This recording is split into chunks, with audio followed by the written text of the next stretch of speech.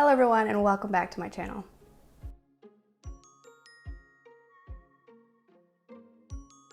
In today's video, I want to talk to you guys about why we spend such little time processing emotion. If you guys are new here, welcome to our family, welcome to our community, and if you're not new, you're a returning subscriber, welcome back. For those of you who haven't subscribed, go ahead and do so. I post videos every single Friday. If the thoughts and emotions that we feel each day compel us to take action, influence our decisions, play a role in how we interact with ourselves and other people, why do we spend such little time processing our emotions? Why do we spend such little time considering that our thoughts and our feelings play a vital role in our day-to-day lives? I put up a question in one of the Facebook groups that I am that is called Moms with Anxiety. It has about 30,000 members in it. And two of the questions that I asked were, how much time do you spend on social media and do you think it affects your anxiety? And the other question was, for those of you who don't journal, why don't you? And the reason I put up these questions was I wanted to get an idea of how many people were spending more time distracting themselves rather than thinking about their own thoughts, processing their own thoughts, and using that to take action. Roughly 90% of the answers were either I don't have time, I don't like to think about my own thoughts, I would rather use social media as a distraction, and things along those lines. Basically, the majority of the people were saying that they'd rather use social media as an escape to their own reality rather than sitting with their thoughts and emotions. And it didn't really surprise me because that's what the majority of us do. We're in an age where social media has practically taken over our lives. And I'm not gonna lie to you guys, I fall into the trap more often than not. Here's what I wanna tell you guys. When I'm in an anxious or depressive state, I do one of two things. I either scroll through social media, going through TikTok, Instagram, Facebook, and using that as a way to distract myself, to escape from all the thoughts that are running through my head. Or I take action. I delve myself into my work, or I listen to a motivational podcast to remind myself that the thoughts that I'm thinking aren't exactly true. I exercise, I go for a walk, I'll journal, I'll read, I'll do something that makes me feel more empowered over my body. And what happens when I do the second, I usually feel a lot better afterwards. It's harder to get myself to do those things, but the end result is such a payoff. When I do the first one, I'll feel good for a little bit. It's kind of like a temporary thing. I don't feel the thoughts that I was feeling before. I'll just escape from it all. But then the next time it comes around, that feeling of anxiousness or depressiveness comes about, it's even stronger than it was before. And if I take that route again and again and again, I just fall into this cycle where it's getting worse and worse and worse to the point where it becomes debilitating. And the reason this happens is because when we suppress our emotions, more often than not, they tend to come back stronger the next time because we're not addressing the problems. We're just pushing them away. It's like if you had an open wound. What would you do to the wound? Would you take care of it? Would you put some Neosporin on, maybe a Band-Aid? Or would you just forget that it exists? Most likely the wound would probably get infected. If we don't take care of the wound, it will get infected, it will spread, it will go to other places in our bodies maybe.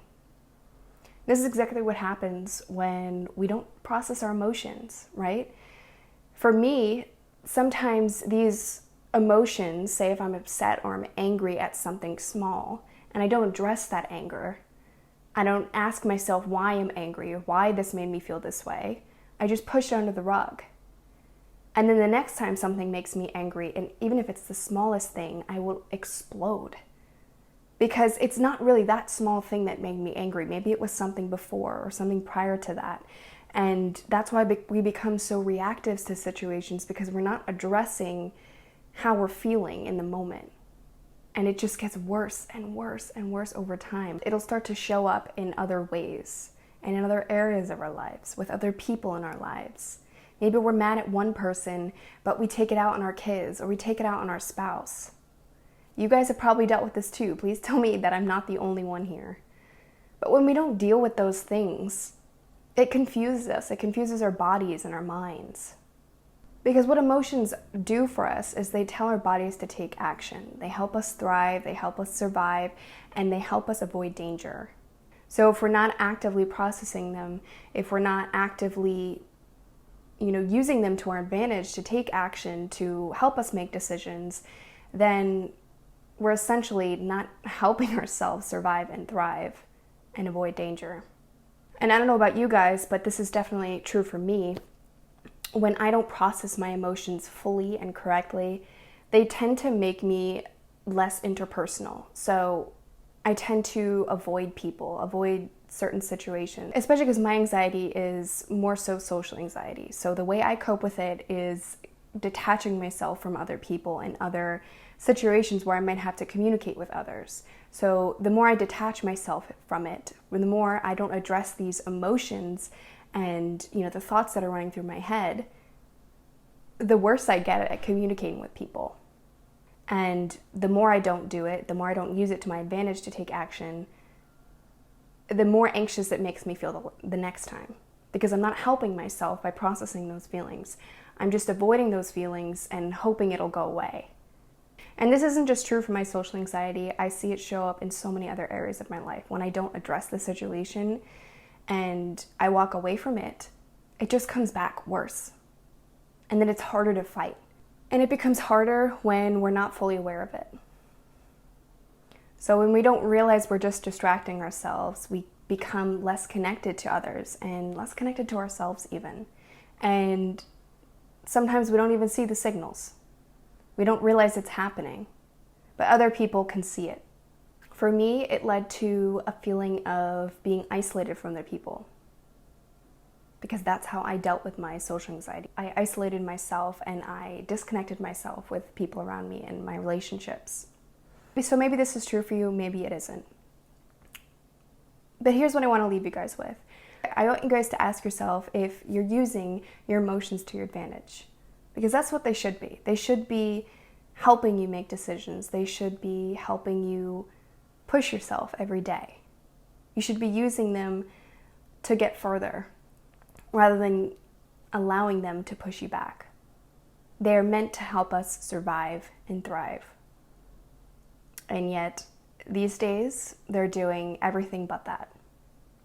So next time you get that feeling of anxiousness, or you're feeling sad or lonely, instead of looking to social media or looking to any other distraction in your life, I want you to ask yourself why you're feeling this way. If there's anything else that you can do to make it a productive feeling. The more we try to make them productive, or even neutral for that matter, the more we can use them to our advantage. Before I end today's video, I just wanted to announce that spots for my free coaching have opened up. So if you'd like to schedule that free consult, I'm going to leave the link in the description below. If you want to hear more information about that, you can head over to my website. It's bridgethallesley.com, and I'm also going to leave that linked as well. Thank you guys so much for watching. I hope you guys enjoyed, and I hope you guys got some use out of this, and I will see you guys next time. Bye.